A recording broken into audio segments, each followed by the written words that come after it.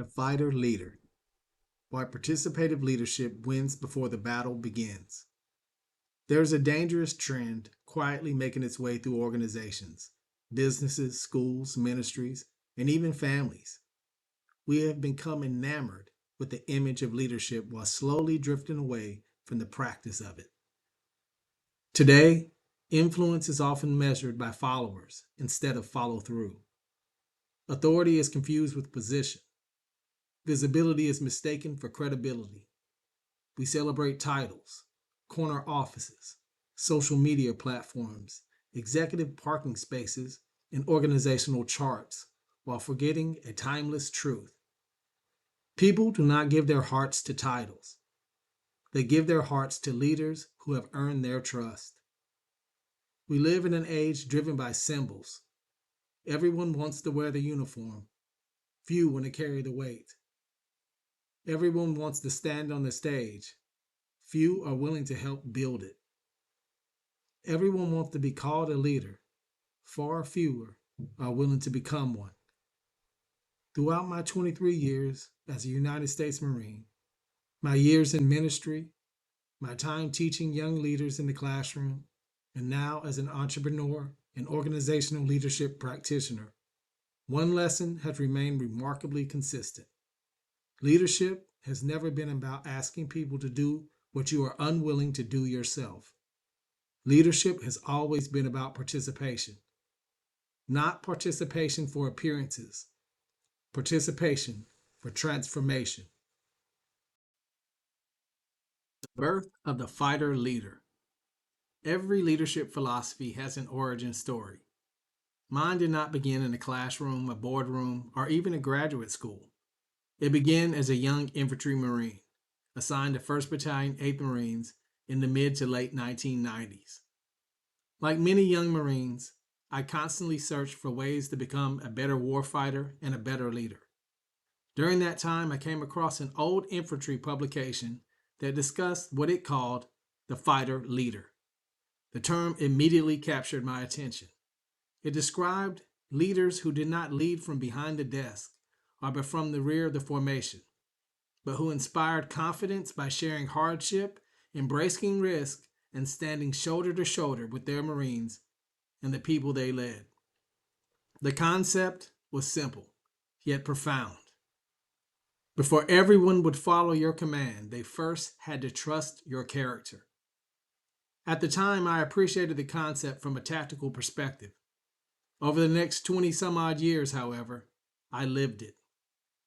The Marine Corps gave me opportunities to test that philosophy as a rifleman, a team leader, a squad leader, a platoon sergeant, then as a drill instructor, first sergeant, sergeant major, and in combat. Ministry deepened it by teaching me that leadership is ultimately an act of service. Teaching showed me that people learn more from what we model than from what we say.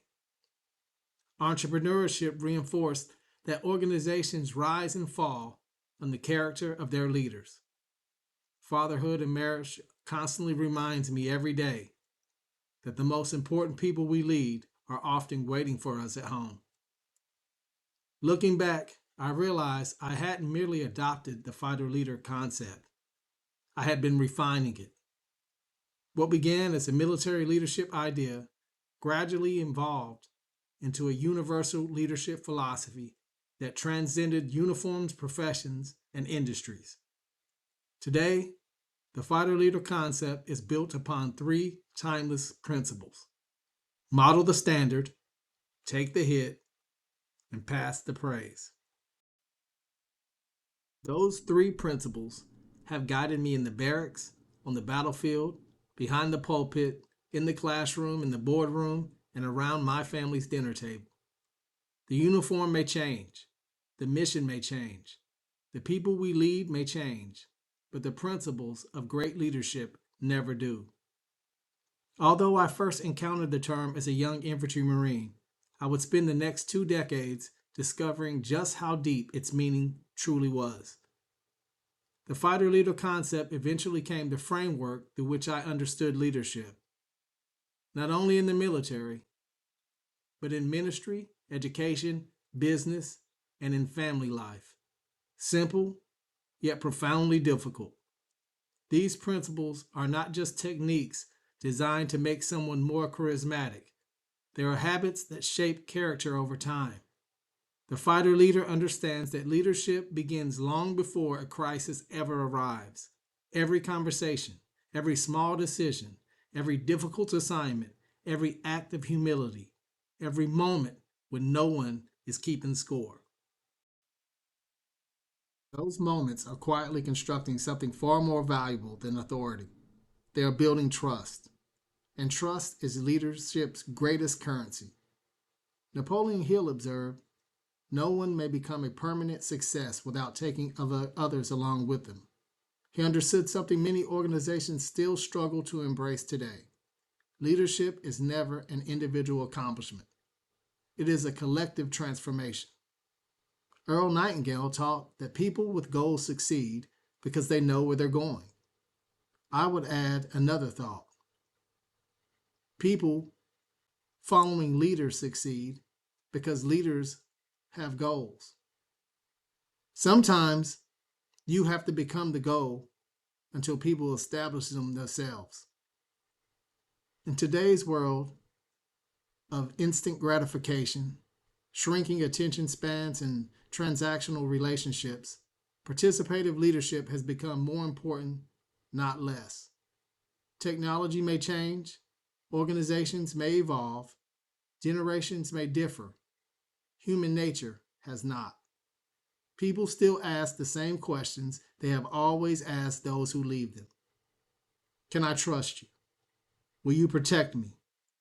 Will you tell me the truth? Will you stay with me when things become difficult? Will you ask me to do something you would never do yourself? These questions are rarely spoken aloud, yet every follower is asking them every single day. Long before the first battle is fought, long before the first crisis unfolds, long before the organization experiences its defining moment. Because when that defining moment finally arrives, leadership is no longer being created, it is being revealed. That is where the fighter leader is different. These leaders understand that leadership is not performed during, but practiced before the battle. It is practiced in ordinary moments when no cameras are rolling. It is practiced when recognition is absent. It's practiced when no one would blame you for walking away. Those ordinary moments become extraordinary habits, and extraordinary habits eventually become organizational culture. Culture is simply leadership repeated long enough that everyone else begins repeating it too. That is where our journey begins. Not on a battlefield, not in a boardroom, not behind a pulpit, but in one of the most least glamorous places imaginable: a Marine Corps barracks laundry room. The laundry room lesson. I remember when I was a young Lance Corporal, team leader in the United States Marine Corps, around 1998 or 1999. Like many young leaders, I found myself promoted ahead of my peers. Almost overnight, I was responsible for leading Marines who were older than I was. At 19 years old, I had Marines in my charge who were 26, married, and had lived far more life than I had. That experience taught me a lesson that no leadership textbook ever could. Every week, our barracks had collective duties. One of those responsibilities was cleaning the common areas, including the laundry room. It wasn't glamorous work. Nobody looked forward to it. It was a simple part of being a Marine. Ironically, I knew that laundry room well. As a young private, I remember being handed a mop and a bucket by my team leader and being told, "Get busy." So I did. Unfortunately, my enthusiasm extended my attention to detail. At least it wasn't enough for my company gunnery sergeant. Shout out to Gunnery Sergeant Marsh. Gunny expected excellence, even in the smallest details.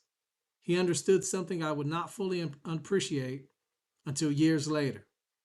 The standard isn't reserved for the battlefield. It is built in the ordinary moments. Looking back, those repeated corrections weren't punishment, they were preparation. Years later, when I became a team leader myself, those experiences came rushing back. One morning, it was my team's turn to clean the laundry room. I looked around at my 4 Marines. One of them was 26 years old, 7 years older than me. I could have stood in the doorway with a clipboard. I could have pointed at the floor, handed them a mop, and repeated the same words I had once heard. Get busy. Instead, something inside me said, lead with them. I smiled and said, hey, brother, let me show you a few shortcuts I learned over the years. Then I grabbed a mop. The 4 of us cleaned that laundry room together. As we worked, something unexpected happened. We weren't just cleaning floors. We were building trust. We talked about where everybody was from. We shared stories about our parents, our brothers and sisters, birthdays, hometowns, dreams, and the reason each of us had chosen to become Marines. We laughed and we learned about one another. We discovered strengths that had nothing to do with military rank. What began as a routine cleaning detail quietly became a classroom. Without realizing, I wasn't simply supervising Marines, I was leading them. I was teaching them, but more importantly, they were teaching me. That day fundamentally changed the way I viewed leadership. I realized that participation creates conversations that authority never will. When a leader worked alongside the team, walls begin to disappear. Rank remains, but relationships deepen. Respect becomes mutual. Communication becomes natural. People begin to understand that they are valued not merely for what they produce, but for who they are. That laundry room became one of the first places where I discovered a leadership principle that has followed me throughout my career in the Marine Corps, ministry, education, and in business. People rarely give their best because they were told to. They give their best because someone first gave them theirs. Leadership by example is not about proving that leaders can do every job. It's about proving that no job is beneath the leader. That distinction changes everything. Looking back, I realized we weren't just cleaning the laundry room. We were cleaning away the indivisible barriers that often separates leaders from the people that they serve. Years later, I would come to describe that philosophy with 3 principles that became the foundation of what I call the fighter-leader concept. Model the standard, take the hit, pass the praise. That lesson began with nothing more than a mop, a bucket, 4 Marines, and a leader who decided to get in the game instead of standing on the sidelines. Garrison builds the habit that wins the battle. One of the greatest misconceptions about leadership is that it reveals itself during moments of crisis. It sometimes does, but true leadership does not. A crisis simply exposes the leadership that has already been practiced. Whether in the military, ministry, education, business, or at home, people do not suddenly become united because circumstances become difficult. They respond according to the culture that has already been established long before the adversity ever arrives. In the Marine Corps, we often distinguish between garrison and combat. Garrison is where we train. It is where discipline is refined, standards are established, relationships are forged, and habits are developed. It is where seemingly ordinary work takes place. The inspections, the maintenance, the rehearsals, the cleaning details, the long days that rarely make the headlines. Combat is different. Combat is unforgiving. There is no pause button. There is no time for committee meetings or motivational speeches. There's no opportunity to begin building trust once the first round is fired. By then, trust has either been established or it hasn't. That is why participative leadership matters so profoundly.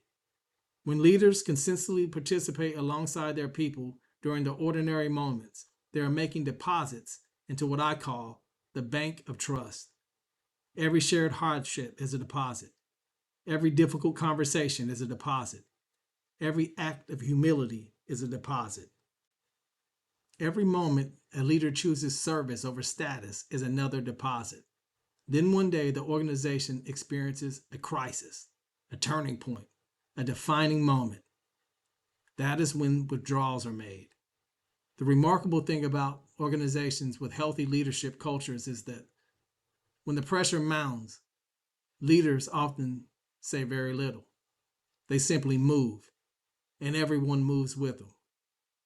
Not because they fear the leader, not because of the title or the organizational chart, not because someone shouted louder than everybody else. They move because they have seen the leader in the game 1,000 times before. They have watched that leader carry equipment. They have watched that leader stay late. They have watched that leader clean the laundry room. They have watched that leader accept responsibility. They have watched them protect the team. Participation became credibility. Credibility became trust. Trust became influence. Influence became decisive action. By the time the bullets started flying, the decision had already been made. Not at that moment, but through hundreds of ordinary moments that preceded it. The principle extends far beyond the battlefield. Congregations instinctively follow pastors who have walked with them during seasons of grief long before asking them to embrace change or for a tithe. Students listen differently to teachers who demonstrated genuine care before delivering difficult lessons. Employees willing to give discretionary efforts to leaders who have proven that no task is beneath them. Families are strengthened by parents whose lives consistently reflect the values they teach. The environments change, the principle never does. Napoleon Hill wrote, "The leader who exercises power with excessive force is headed for trouble. He who becomes a real leader needs no title." Leadership has never been about commanding movement. It has always been about inspiring confidence. That confidence is rarely built during extraordinary events. It is built in laundry rooms. It is built in classrooms. It is built in hospital rooms. It is built on construction sites. It is built during late nights, early morning, difficult conversations, and quiet acts of service that few people will ever notice. That is the paradox of participative leadership. The smallest moments often prepare us for the largest responsibilities, because when defining moments finally arrive, great leaders are not scrambling to earn trust. They are simply spending what they have always faithfully invested for years. That is the power of the fighter leader. We do not wait for the battle to become examples. We become examples long before the battle ever begins.